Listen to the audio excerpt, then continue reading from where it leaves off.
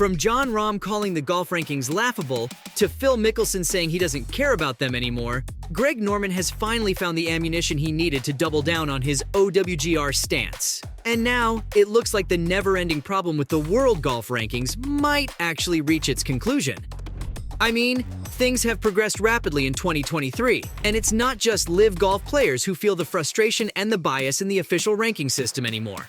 In fact, PGA Tour pros like Jon Rahm also think the rankings have become laughable now. Why? Well, he thinks that he's the one who should be in the #1 spot, and the rankings don't indicate how well he's done in 2023.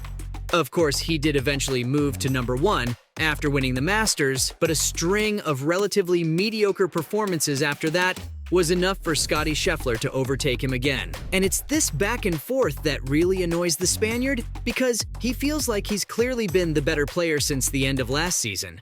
Oh, and don't just think he said this because he just wants to be #1.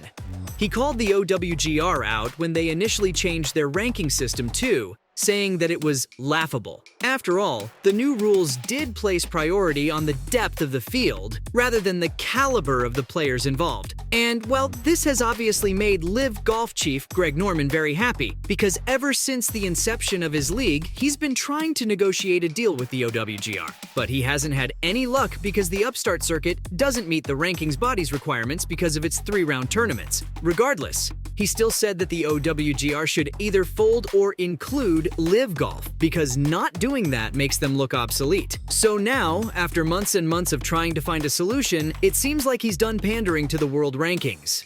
And now, Norman thinks it's time to move on to bigger and better things. What bigger and better things, you ask? Well, the fact that the OWGR hasn't been able to award any ranking points to LIV members in 2022 and 23 means that there was always a big need for something new. So, over the past few months, we have started to see new golf ranking systems emerge out of this chaos, which again is a massive boon for someone like Greg Norman, who is already looking for alternative ways of doing things. Take the Data Golf Rankings, for instance, which according to Norman are running true algorithms to create a more accurate system. What's more, the Aussie legend also said that these new systems are better because they make all their calculations without fear or favor.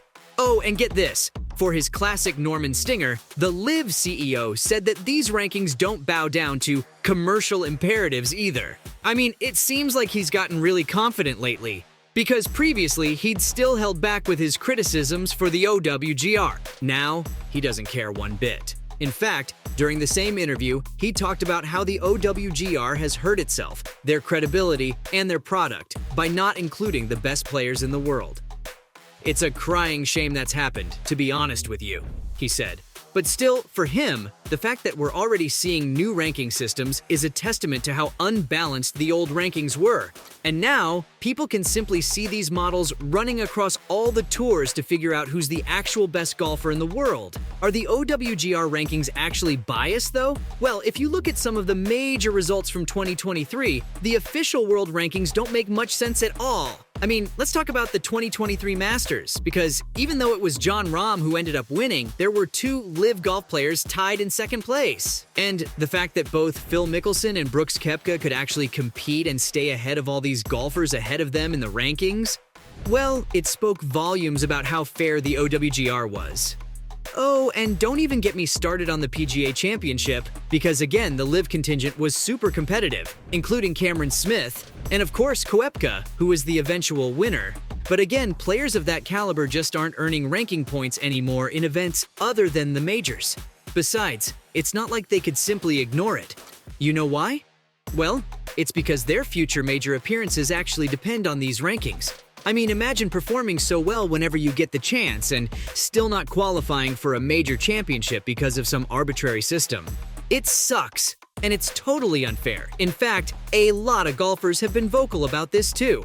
Bryson DeChambeau, who's also been one of the top finishers in majors this season, said that LIV Golf is exploring other options to make sure its players qualify for the big events. After all, they've all fallen so far down the list that it's going to be almost impossible for them to be relevant, even if they do get OWGR access now. So, for him, there has to be some sort of exemption category for LIV players that are based on how they play throughout the year. Although not everyone is in favor of awarding ranking points to the Breakaway League players. Justin Thomas, for example, said that while he doesn't have any problem with them getting ranking points, they also need to make sure they meet the criteria.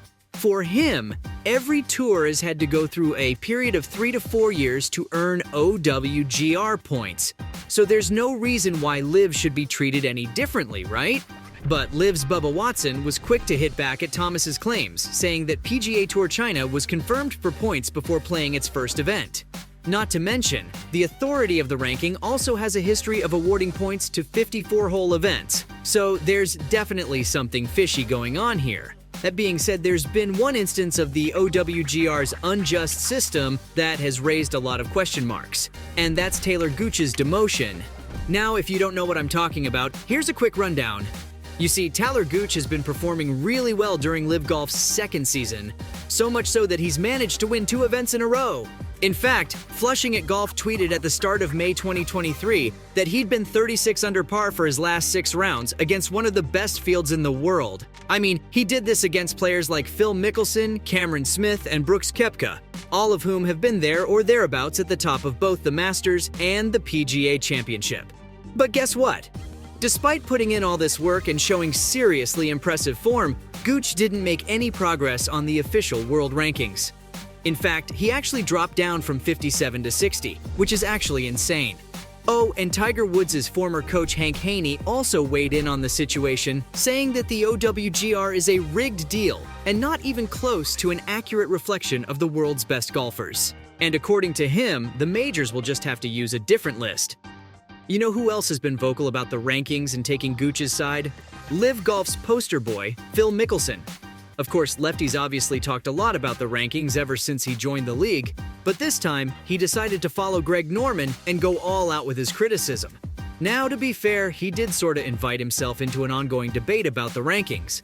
Basically, Colt Knost was asking why everyone's so upset about the OWGR. After all, they could have just met the criteria when they were starting a tour. And in reply to this, Mickelson said that it's the OWGR's job to rank all the players in the world and not just some specific people based on an arbitrary metric.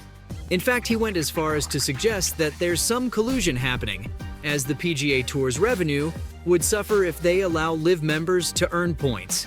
Colt then came right back at Mickelson and asked why he didn't lobby for points from the start. Like, did he not care about them on the PGA Tour champions? And well, Lefty just said, "I don't need the OWGR rankings and I don't care about them." After all, he doesn't need these rankings to get into any major tournaments anymore. Now, this back and forth went on for quite some time, but the gist of it is that Lefty wants LIV Golf members to get their fair share of ranking points. And the fact that the OWGR hasn't managed to figure out a way to do that is just an absolute joke. Besides, even if they don't want to award the full PGA Tour event points to LIV members, they could at least give a percentage. So, there you have it. From Phil Mickelson saying he doesn't care about them anymore, to Jon Rahm calling the golf rankings laughable. That was how Greg Norman's doubled down on the latest LIV Golf snub.